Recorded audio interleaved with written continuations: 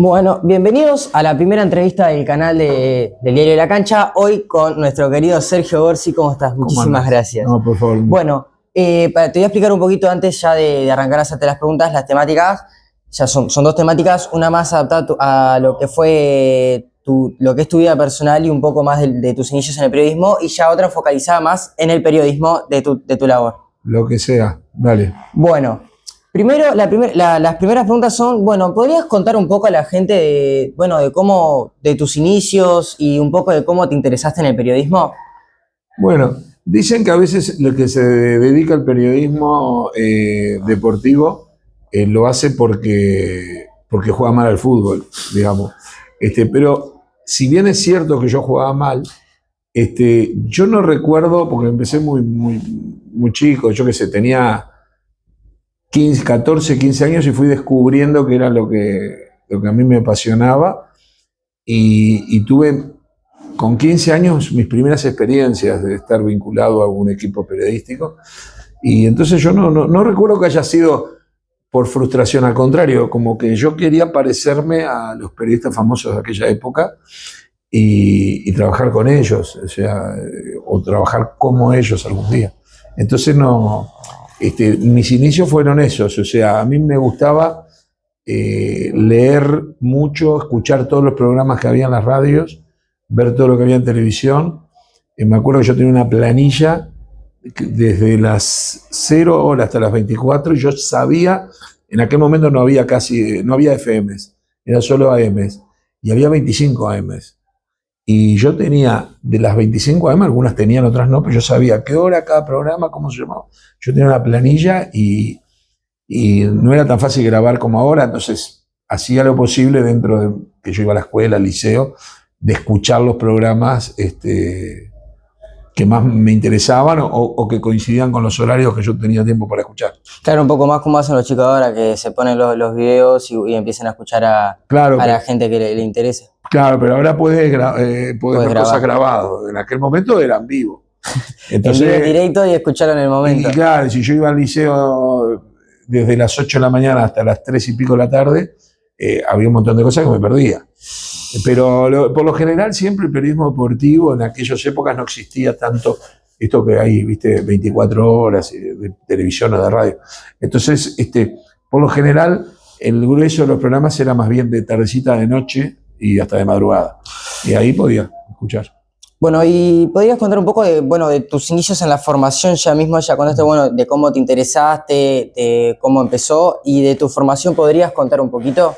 Bueno, el tema es que en aquel momento no había donde estudiar ni periodismo, y mucho menos periodismo deportivo. No se visualizaba. Vos podías ser arquitecto, ingeniero, medicina, estudiar odontología, pero no vas a estudiar periodismo, que era como que era natural, como que salía. Yo a veces digo, por ejemplo, se puede también estudiar música, estudiar a tocar guitarra, ¿no? Aprender a tocar guitarra. Pero hay gente que nunca aprendió a tocar guitarra y toca de repente igual o mejor, sí, porque tiene una habilidad innata que le hace ser autodidacta, digamos, ¿no? Gente que toca el piano sin haber nunca ido a una clase de piano.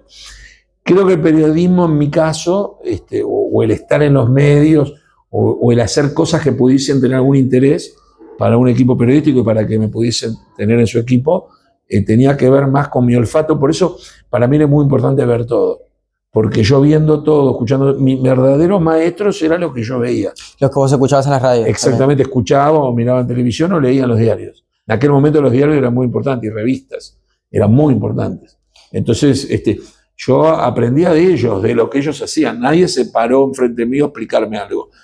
Y yo me empecé a dar cuenta, por ejemplo, qué cosas ellos podían precisar de mí.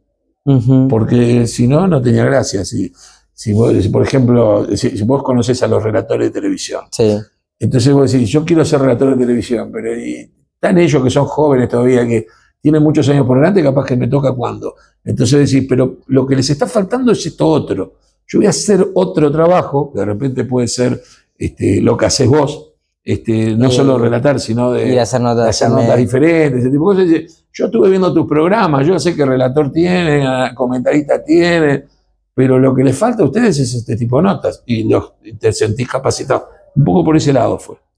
Bueno, y ahora ya vamos a pasar más a lo que es la segunda temática, que ya es más por el lado de tu trabajo, de lo que es actualmente. Y bueno, la cosa es, vos has trabajado, has estado en muchos programas, como es Buscadores, como, bueno, tu propio programa Cámara Celeste, ahora el Diario del Sí, sí. Fútbol.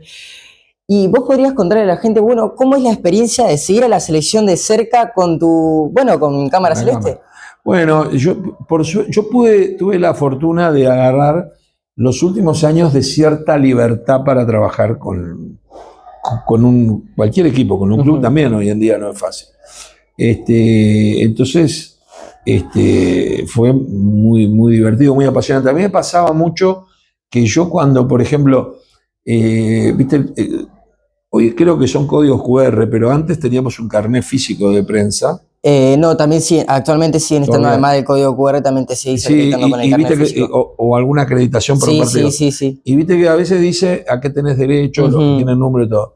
Y yo me acuerdo cuando tenía mis primeros carnets, yo le mostraba, me lucía con mis amigos, miren el carnet que tengo, miren esto, miren otro. Y lo primero que todos me preguntaban, había una parte que decía a dónde tenía acceso y decía escrito, no con números, así algo fácil. Entonces decía acceso al campo de juego y a vestuarios para hacer notas, porque estábamos adentro del pasillo, pero también se abría la puerta y entrábamos adentro a hacer las notas. Y yo veía que la gente, lo que más le llamaba la atención del trabajo que yo podía hacer, es, ¿entraste al vestuario?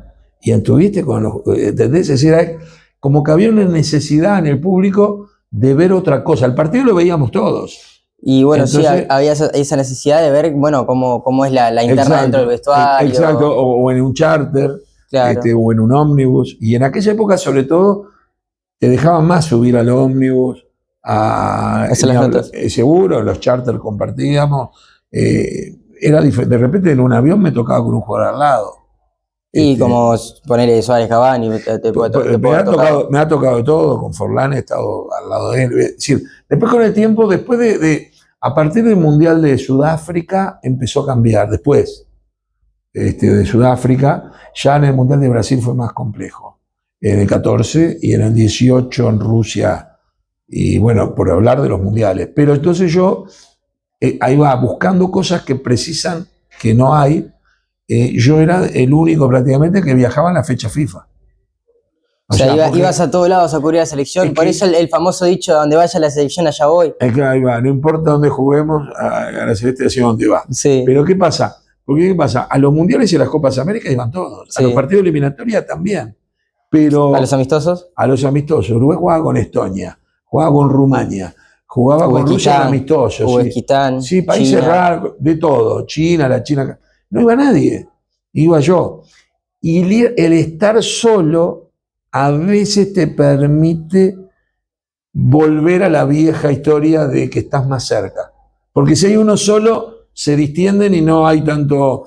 cámara, tanto flash, y protocolo. Hay menos cuidado y de repente, claro, hay menos protocolo, entonces me puedo encontrar con alguno, hacer una nota, robar alguna nota que no estaba en el libreto. O hacer charlas ahí. Claro, porque si no, en los aeropuertos, quedarme yo charlando con ellos. Porque, ¿qué pasa? O en los aviones, porque si somos muchos los periodistas, es una acumulación. Se genera una división automática. Sí, sí. Además, no puedes estar molestando, tienen razón. Somos muchos. Si todos queremos hablar con Suárez o ahora con Valverde, si todos le queremos hablar, lo volvemos locos. Ahora, si yo estoy solo, el otro día me fui a tomar un avión acá a Montevideo, por un viaje personal, y me encuentro en la fila con Rodrigo Bentancur. ¿Eh? Y claro, nos pusimos a charlar. Si hubiese sido una fila para un partido... claro, hubiera mucho reportero, mucho... No podía yo quedarme charlando con él. Aparte quedaba... Y él conmigo, y aparte los compañeros le toman el pelo, empiezan a salir, ¿viste? Empiezan a tomar el pelo, eso es mamadera de los periodistas, ¿viste? Los jugadores... No por él, en general. Sí. En general los jugadores son muy crueles. Incluso estando yo solo también yo escuchaba que gritaban cosas, pero siempre tenía, por ejemplo, las últimas de Sudáfrica para acá, los mayores eran Forlán, eran Suárez, y ellos tenían más, ya no les importaba. Pero los más jóvenes, ¿viste? Dicen, no quiero estar con un periodista porque si no van a decir que yo quiero acomodarme, que hablen bien de mí, ese tipo de cosas. Sí. Bueno, y ahora también se da esta posibilidad que vos tenés, vengamos a decir, que en parte sos el conductor, el host se puede decir que es tu propio programa de debate de fútbol, que es el Sí. Diario del Fútbol. Sí. De ahí medio me inspiré para el nombre de mi canal propio, que es el Diario de la Cancha. Está bien. Con gente de renombre, como lo es, bueno, tu compañero Fede Paz, como lo es Jorge Seré, Eduardo Rivas, entre otros. Bueno, ¿podés contar un poco cómo es debatir de fútbol, tanto de fútbol uruguayo como de la selección, como fútbol internacional, con ellos? Mira, lo primero que yo tengo, porque ahora por un tema personal no está Fernando Alves, que es otro que es del mismo estilo de Jorge Seré, porque fueron dos grandes arqueros de selección uruguaya, de Peñarol y Nacional, cada uno.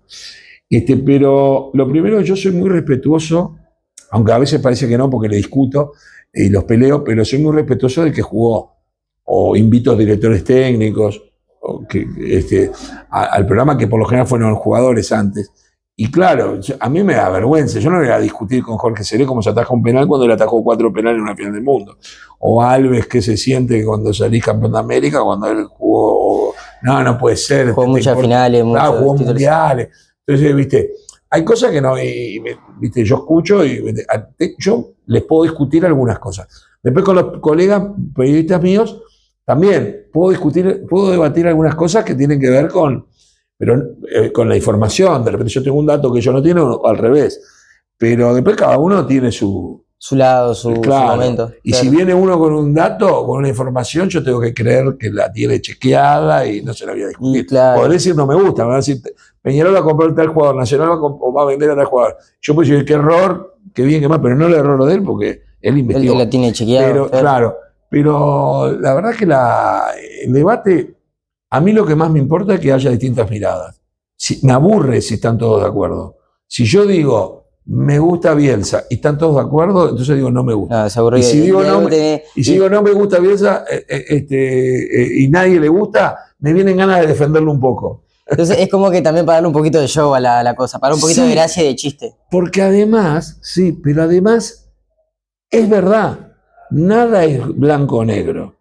Es decir, yo podría discutir por qué Peñarol puede ser el campeón del siglo, pero también por qué Nacional puede ser el campeón del siglo. Te lo puedo, si a mí me decís, argumentame, yo te argumento. ¿Por qué el más grande en selecciones es Uruguay, pero también por qué puede ser Argentina o Brasil? Te estoy hablando de la historia. Sí. Tengo argumentos para defender cualquiera de esas posibilidades, pero no estaría mintiendo, porque hay detalles que hacen que la balanza se pueda mover. Ahora, yo tengo mi opinión. Otro puede tener su opinión. Otro puede tener su opinión, pero ¿qué pasa? Entonces ahí como, no es que yo invento algo que no pienso para debatir, sino que cuando vos ya me estás matando a un personaje, por más que a mí no me caiga bien o yo tengo... Lo defendés un poquito. Pero para minutos, claro. Mirá que los que son hinchas de él te van a decir esto y lo otro, y también tienen parte de razón. Y ahí se recalientan los demás, porque los demás, para mí todos menos yo, se ponen el balde, en realidad yo también me pongo el balde. Y bueno, entonces también hablando de, trabajaste mucho en la tele, trabajaste en, BTV, ahora Canal 4, pero también tenés Canal 5 con Buscadores. Con Buscadores y La Hora de los Deportes. Y La Hora de los Deportes también. Hoy por hoy lo estoy produciendo y casi que no voy. Soy el primer suplente, cuando falta alguien voy yo. Siempre vos, ok. Y además, también trabajás, ahora que he investigado un poquito, en Sport 890. ¿Qué se siente laburar en una, vengamos a decir, de las radios a nivel deportivo más grande del país? Y bueno, lo que pasa es que para mí es muy importante porque Radio Sport tiene una historia muy larga. Nació en 1933. 3 años después de que seamos los primeros campeones del mundo. Exacto. Entonces, ¿qué pasa? La radio está por cumplir 100 años y fue la primera en el mundo, había pocas radios. Estaba recién naciendo las radios y era la primera que se dedicaba solamente al deporte. Al deporte, no solo al fútbol. Por eso se llamaba Sport y de verdad, hoy nosotros estamos mucho más enfocados en el fútbol. Durante décadas abarcaban todos los deportes. Abarcaban, pero con fuerza. Fueron innovadores, inventaron la Vuelta Ciclista de Uruguay, se cubría boxeo, atletismo, tenis, básquetbol, tenis, lo que sea que fuese uruguayo se iba. Fue una radio muy importante. Después, con el tiempo, las radios el fútbol empezó a tener mucho más fuerza y comenzaron a mandar aquellas radios que no eran de deporte las 24 horas, pero que en la hora de los partidos o de algunos programas especiales tenían mucha fuerza por un gran relator o un gran comentarista. Y ahí la Sport, que tuvo muy grandes relatores y muy grandes comentaristas, hubo un momento que tuvo una competencia muy fuerte y que seguramente fue superado. Yo te estoy hablando antes de que yo llegara. Y bueno, fue superado por la figura de aquel momento. Después la radio tuvo problemas económicos, como pues no deja de ser una empresa. Y bueno, en el año 97 me convocaron, hubo un cambio de dueños, y esos dueños me convocaron a mí para que yo la gerenciara. Entonces yo la siento como mía. Como tu casa, como, no soy tu propia casa. Y no soy el gerente. No. Yo la escuchaba de antes, pero ya no soy más. Pero en aquel momento sí. Fueron varios años de gerenciamiento, después quedé solo como periodista. Desde el primer día, hace 29 años que tengo mi programa, 2 horas por día hablando con la gente. Y es un programa que además sigue estando en el tope del rating. Entonces, para mí es muy importante. Y desde hace poco tiempo, relativamente, tiene competencia. Entonces, empezó uno sí, un poco Espectador, antes. Empezó primero Cargo Deportiva, después empezó El Espectador. Bueno, Universal no es Universal. Pero no de 24 horas. No. Universal era puntual. Oriental, que ahora no, pero era puntual. Tenía sus programas emblemáticos, ¿entendés? Y en los días de partido también. Yo por lo general no trabajo en los días de partido, o sea que no participo de eso, pero tengo compañeros que lo hacen muy bien. Para mí es muy importante que la Sport siga siendo fuerte, y creo que este año fue un año que pasó, en el 25, un año de muchos desafíos, porque éramos ya claramente 3, más los programas sueltos de otra radio, y nos fue muy bien.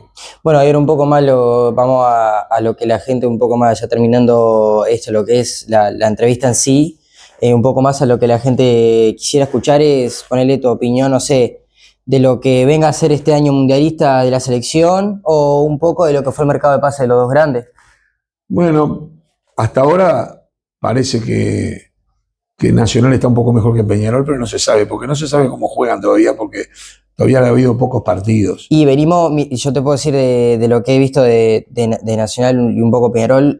Peñarol viene de perder con Colo-Colo en la Serie Río de la Plata por penales. Sí. Nacional ayer perdió por penales en la Copa de la Liga. Pero con un equipo de suplentes. No, prácticamente. En realidad, por lo que vi, prácticamente titular, pues estuvo jugando Everé, estuvo jugando Gómez, Patiño, sí, la mayoría de los titulares. Pero entraron después ahí, pero de arranque. De arranque. Pues yo no lo pude ver ese partido.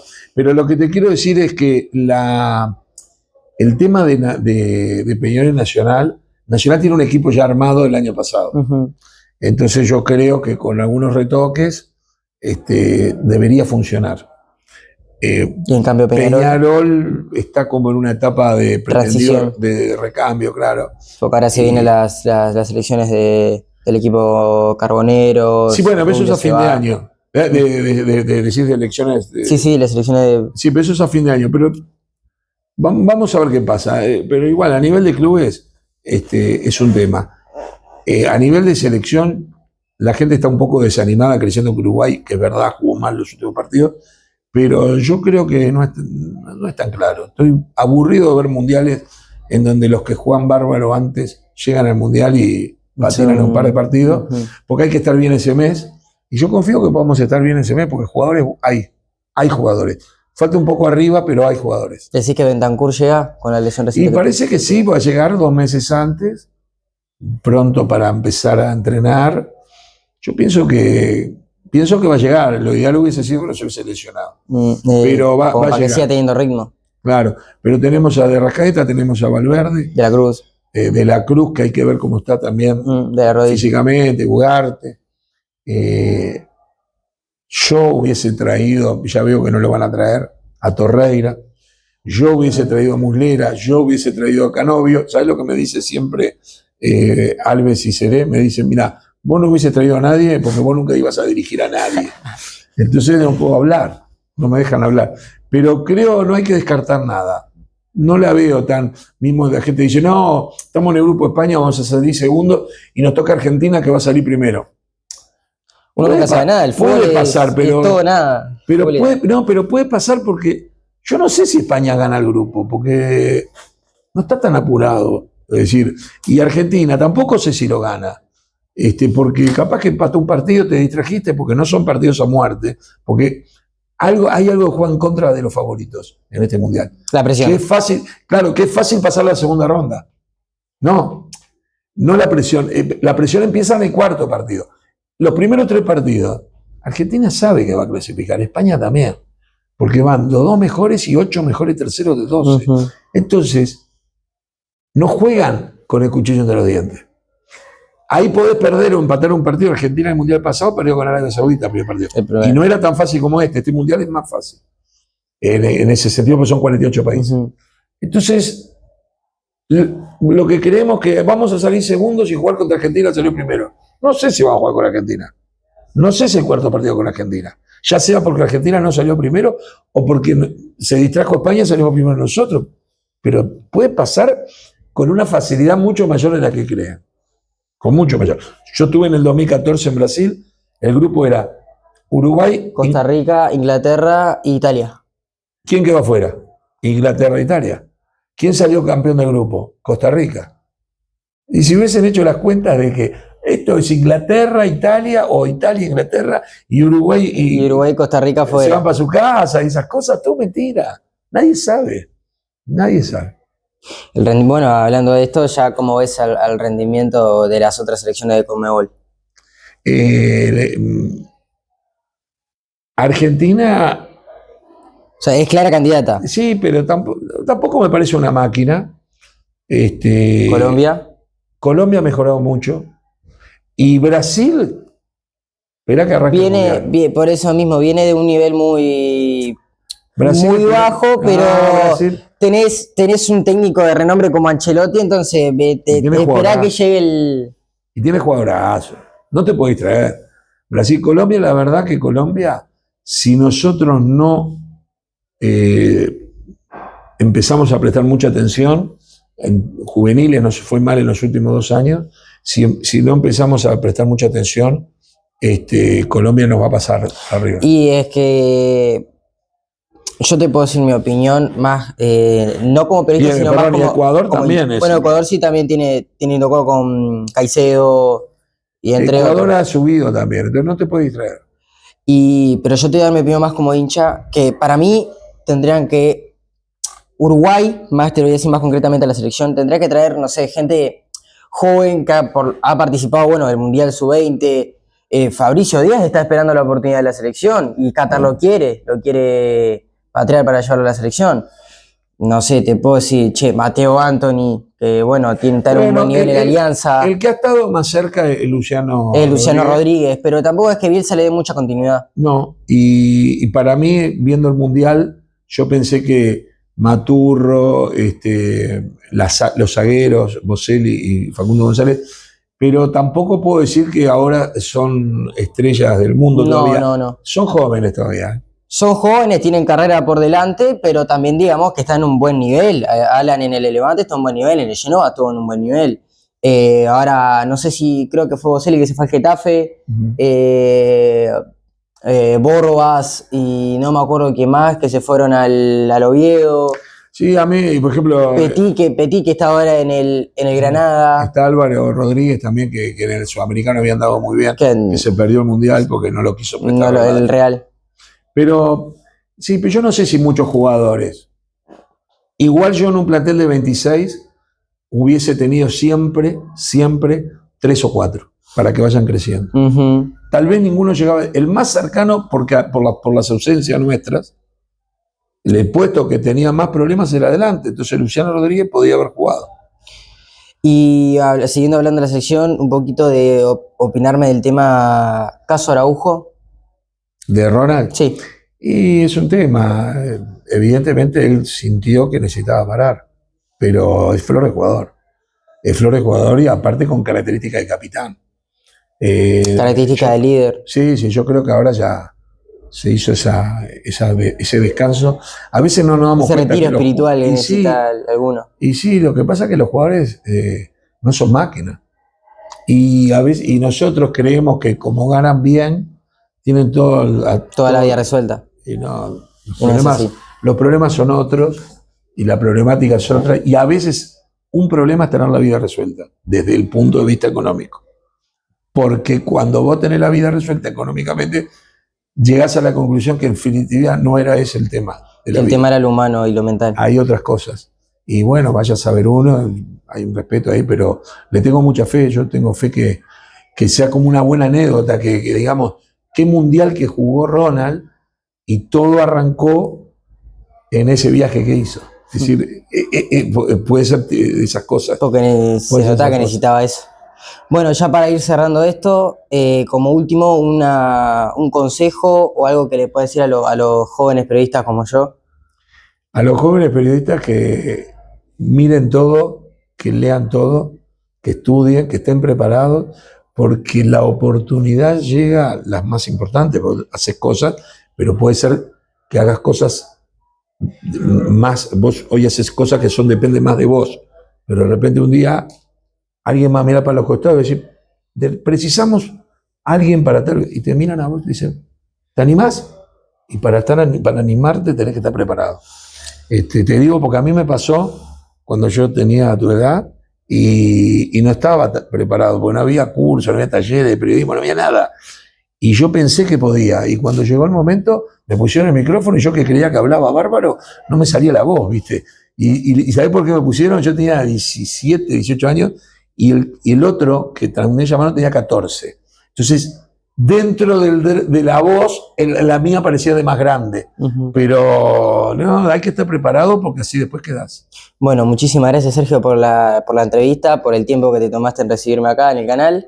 Y bueno, esperemos seguir en contacto. Muchísimas gracias. Vamos arriba, y siempre hay que ser hincha de tu trabajo y no de ningún equipo. Mirá lo que te voy a decir, ni siquiera de la selección. Yo voy a ver a la selección, yo quiero que la transmisión salga bien. Si sale campeón, mejor. Pero si me das a elegir, que salga bien mi trabajo. Porque Uruguay sale campeón, le pagan a Valverde y yo quedo sin trabajo. Bueno, muchísimas gracias.